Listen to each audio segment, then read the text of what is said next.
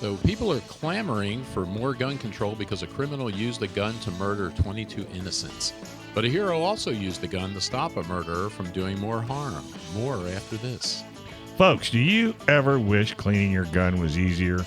Clean, lube, and protect your guns with Seal One. Seal One CLP Plus is natural, non-toxic, and environmentally friendly. Clean your guns easier and faster. You'll also smell better, too. Something that wives will appreciate. One and done with Seal One. Ask for it by name at your local gun shop, or you can get some on their website, seal1.com. That's seal, the number 1.com. Okay, welcome back, everybody. We're having a very special guest. You know, we had a horrible, heinous incident in Texas last week, and it's provoked a lot of people to give a lot of responses. But one that I found particularly interesting was by a lady named Haley. I hope I said that right. She better be on, so I'll ask her. Haley is a friend of a friend, and she's the victim of domestic violence and is extremely pro-gun and was very outspoken and had something very serious to say about gun ownership and blaming the gun. She said guns are not the problem. We have a serious mental health problem. Joe, which is who her attacker was, had 2 felonies, 2 protection orders, and an ankle monitor. By law, he legally was not allowed to own or carry a firearm or consume drugs or alcohol. And guess what? He committed suicide with a gun that he stole from his brother. Even when there are laws, criminals will find a way around. Criminals and people in in a mental place of wanting to shoot people are so obsessive that they'll do anything.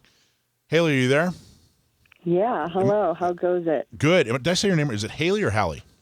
Haley. Haley. Like I'm so comment. sorry. Okay. Yeah. Haley, like the comment. Yeah. Thank you so much for coming on the show and talking about something so serious. I very much appreciate it. Oh, yeah. Not a problem. I'm glad we got to connect, and thank you, Nitsa. Yeah. Thanks, Nitsa. Nitsa's the person that connected us. So what prompted you to post that? I just read a little bit of a blurb from what you posted on your on your social media. What prompted you to do that? Why did you post what you posted? I think that it's become a trend to obsess over these certain topics and try to figure out how to fix them.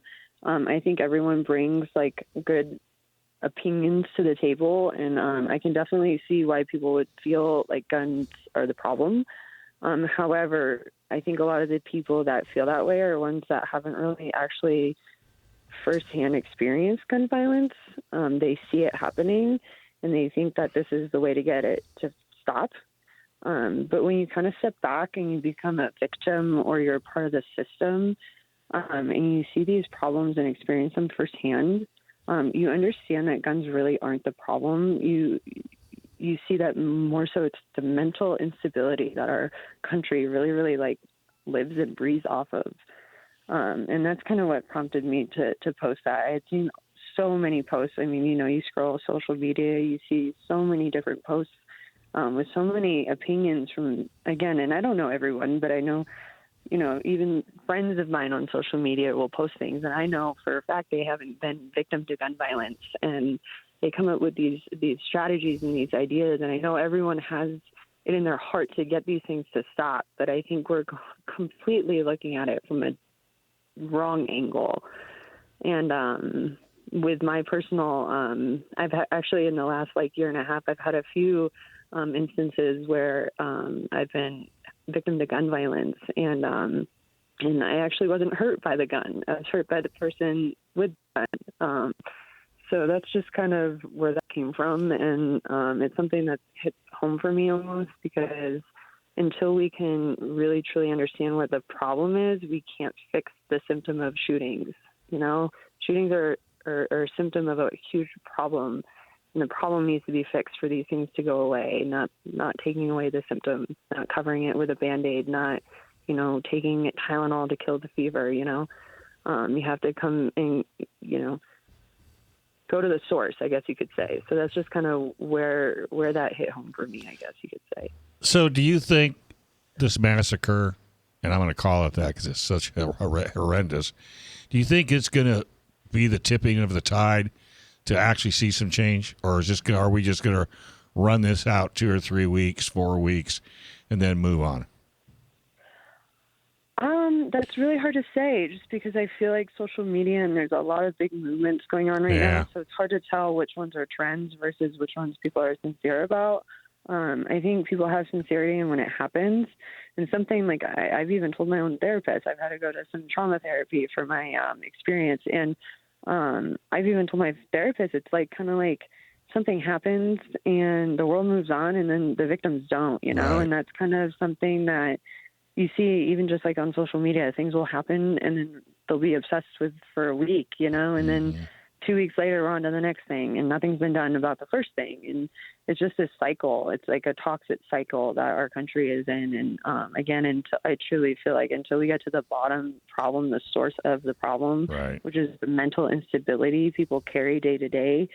And I know even functional people that are just mentally like losing it because life's freaking stressful, right? And I get it, and I don't think anyone should be blamed for that. But instead of putting energy into these systems to take away guns from people who, like me, could benefit from them, there's a lot of people that could benefit from them. Taking my right away because someone else messed up, we got to stop playing that game, Like, we need to start holding these people accountable, and that means if you are not mentally stable, you need to go and get help, and we need to encourage that and support people in that. And that's where I think a lot of this gun reform and shooting reform is going to kind of come from, is if we can step back and look at the bigger picture. That's interesting. And you're not particularly, I was looking at your social media, you're not particularly vocal about political issues, but this really got to you, I guess. This is something that you really wanted to make a point about. Yeah, so I'm like pretty transparent about everything. I have pretty severe PTSD from like what I went through, and I'm happy to elaborate on anything, but I have been in therapy, and I feel like I've kind of become a little bit more emotional about the topic, in the last couple of months, especially because of everything going on. And I've also learned that I am more emotional about it than I thought I was like a year ago, So I think it just came from a place of almost like a personal place, of speaking up and saying like, yo, we got people with mental health problems. And like, even myself, I have PTSD, and it's not a problem. I shouldn't say problem.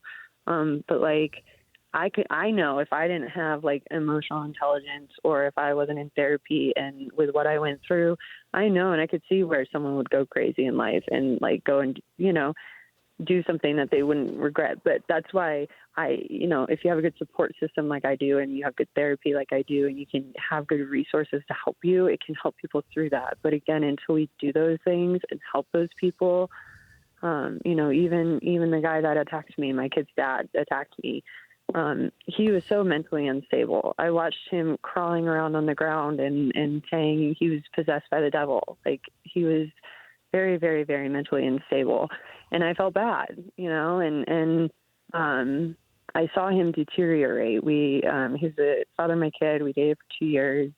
Great. Things were great for 6 months. And then I slowly started seeing him deteriorate through COVID. And, that's really, the guy I met the first 6 months would never go and hold me hostage and torture me and kill himself, but the guy, after dealing with a lot of mental health problems and not having the resources that he needed, and he tried, he really tried. He was in an inpatient facility, and unfortunately, insurance only covers 10 days of inpatient facility. And after that, it's $2,000 a day.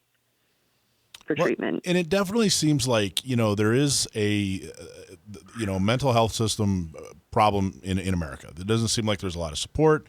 Doesn't seem like there's a lot of solutions when people do have are going through some kind of crisis. There aren't a lot of, if there's an emergency, if your house is burning down, you know what to do. You call 911. Right. If someone's having a mental crisis, but there used to you don't really know what to do. But there used to be mental hospitals all over the country. Big ones. Well, and there's it doesn't appear to be much of a relationship between the mental health solutions and law enforcement. Well, they have no place but they don't have any place to send them. That's the key. Which is it's an enormous problem.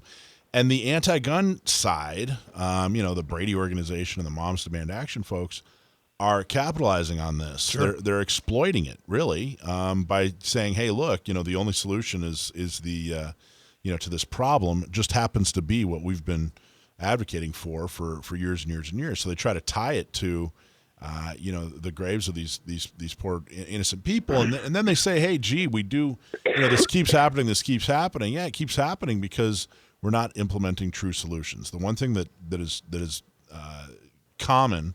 The one common trait with all these horrible incidences, there was clearly signals of mental health problems in every single one, and still they're using this as the opportunity to do what they've been trying to do, which is ban guns. Which what they're trying to do. The AR-15 platform is they're trying to ban that rather than actually fix the problem. Right. And I think it was Haley, really brave of you to stand up and say, "Hey, you know what? Here's my life and my experiences, and here's why I believe that their proposed solution is wrong." And I appreciate you saying that. She'd be a cool gun problem guest.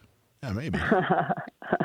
She's in Colorado. You in Colorado? Yeah, Next I'm year. in Colorado. Next year we'll hook Next you up, year. bring you out. Come on, San Diego. How bad could that be? Oh, I'm game. I get to see Nitsa too. Hi, Nitsa. I'm sure she's See? listening. There you go. All right. Well, hey, My date. it was wonderful talking to you.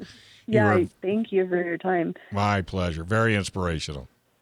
And Thanks, Haley. Thanks for watching this clip from Gun Owners Radio. You can watch us live every Sunday from 4 to 6 p.m. California time, right here on our YouTube channel, or if you're in the San Diego area, you can listen to us on 1170 a.m.